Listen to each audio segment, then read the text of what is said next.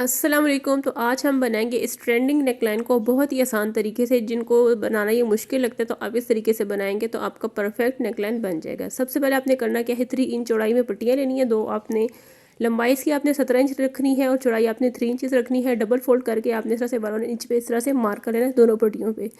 इसके बाद आपने लेस लेनी है और इन्हीं मार्किंग्स के ऊपर आपने इस तरह से उस लेस को अटैच कर लेना है। 3 इंच की चौड़ाई की पट्टी है, उसको डबल फोल्ड किया और फिर आपने इस तरह से 1 इंच में इस तरह से लेस अटैच कर लेनी है। इसके बाद यहाँ से मैं फैब्रिक कट कर लूँगी। तरफ एक पैर मैं सिलाई का मार्जिन यहाँ पे दूँगी, बाकी मैं फैब्रिक कट कर लूँगी। पट्टियाँ मेरे पास इस तरह से रेडी हो गई हैं। यहाँ पे आप देखिए सिर्फ जो फुट होते हैं ना, सिंगल फुट, उतना ही मैंने मार्जिन छोड़ा है सिलाई के लिए। अब यहाँ पे जितनी पट्टी मैंने शो करनी है वो 1 इंच में 1 पॉइंट कम है, यानी कि 0.9 इंचेस मैंने पट्टी शो करनी है। तो ये आपने इस तरह से इसको नाप लेना है, क्योंकि इसको डबल फोल्ड करके फिर हम आगे इसकी मार्किंग करेंगे। अब इसके बाद हमने शर्ट पे मार्किंग करनी है। अच्छा, यहाँ पे नेक लाइन की चौड़ाई मैं रख लूँ 3.5 इंचेस। अच्छा, ये नेक लाइन मीडियम साइज़ के लिए परफेक्ट है, ठीक है। और यहाँ पे इसकी मैं गहराई रखूँगी 7.5 इंचेस, चौड़ाई 3.5 इंचेस, गहराई 7.5 इंचेस, और ऊपर से नीचे तक आपने निशान लगाना है 15 इंचेस पे, ठीक है। इसके बाद आपने यहाँ पे इस तरह से वी शेप को ड्रॉ कर लेना है। इन पॉइंट्स को मिलाएंगे तो इस तरह से हमारे पास ये शेप आ जाएगी। और इसके बाद जो पट्टी की चौड़ाई आपने नापी थी उसको आपने डबल फोल्ड कर लेना है। 1 इंच में 1 पॉइंट कम था तो उसको इस तरह से डबल फोल्ड करके यहाँ पे मैं इस मार्किंग कर लूँगी।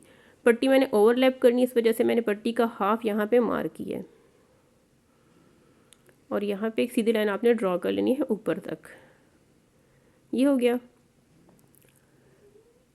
मार्किंग आपने शर्ट की सीधी साइड पे करनी है, ठीक है। जो फैब्रिक की सीधी साइड होगी वहाँ पे आपने मार्किंग करनी है। इसके बाद आपने यहाँ पे, मैं चौक से इसके ऊपर निशान लगा लेती हूँ ताकि जब मैं इसको डबल फोल्ड करूँ तो एक साइड की मार्किंग दूसरी साइड पर भी आ जाए।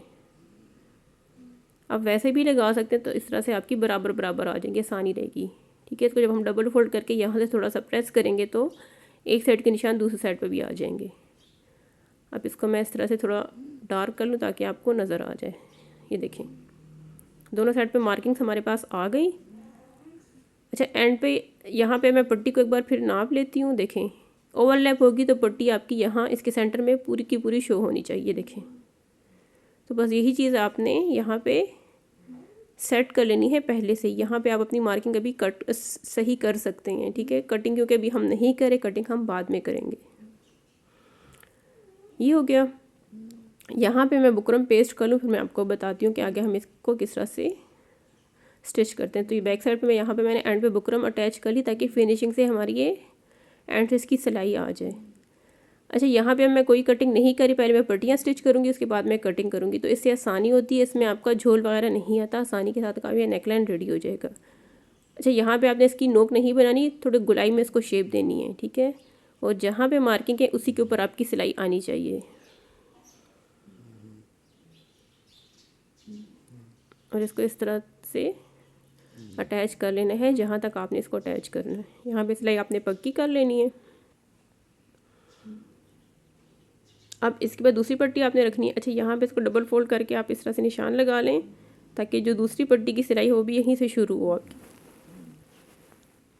यहाँ पे भी आपने सिलाई पक्की कर लेनी है और इस तरह से इसको निशान के ऊपर ऊपर सिलाई कर लेना है।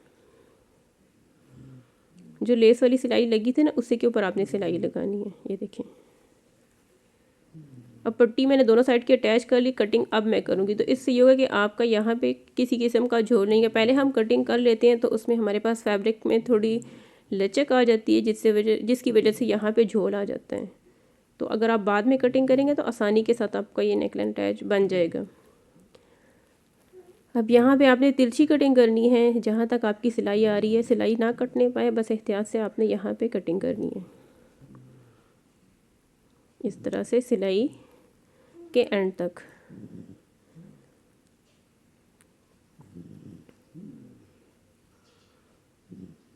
पहले जब हम कटिंग कर लेते हैं ना इस नेक लाइन की, तो फिर मसला बनता है। अगर आप पहले इसको बना लेंगे फिर कटिंग करेंगे तो इससे आसानी रहेगी, आपका सही से ये दोनों पट्टियाँ अटैच हो जाएंगी, किसी किस्म का झोल यहाँ पे नहीं आएगा। या हम फैब्रिक को खींच लेते हैं, हम पट्टियों को खींच लेते हैं, तभी मसला बनता है। तो पहले आप अटैच कर लें।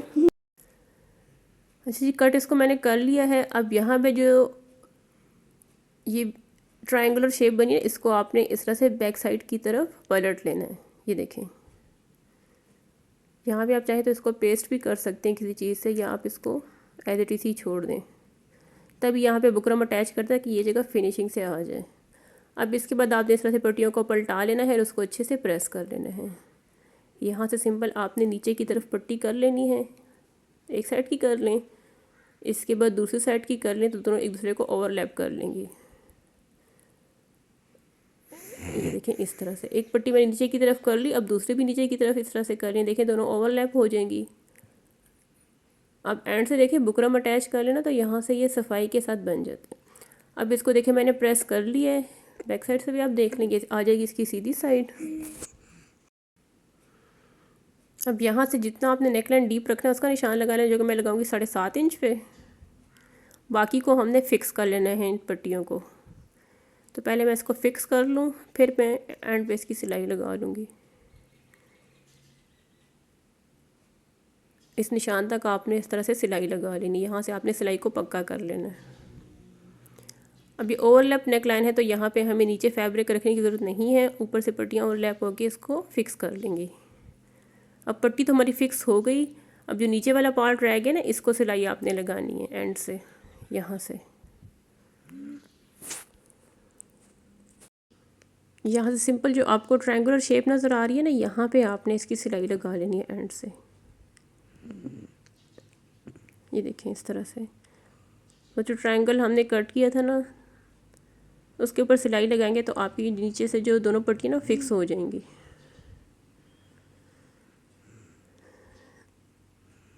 यहाँ से इसको मैं थोड़ा कट कर लेती हूँ। ये देखें,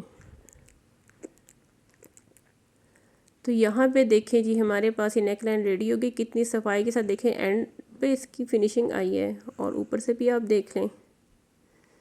तो इस तरह आसानी के साथ आप इस नेकलाइन को बना सकते हैं। पहले आप इसकी मार्किंग कर लें, पट्टियाँ अटैच कर लें, उसके बाद आप इसकी कटिंग करें तो किसी किस्म का कोई झोल खिंचाव नहीं आएगा यहाँ पे, और आसानी के साथ आपके लिए ट्रेंडिंग नेकलाइन बन जाएगा।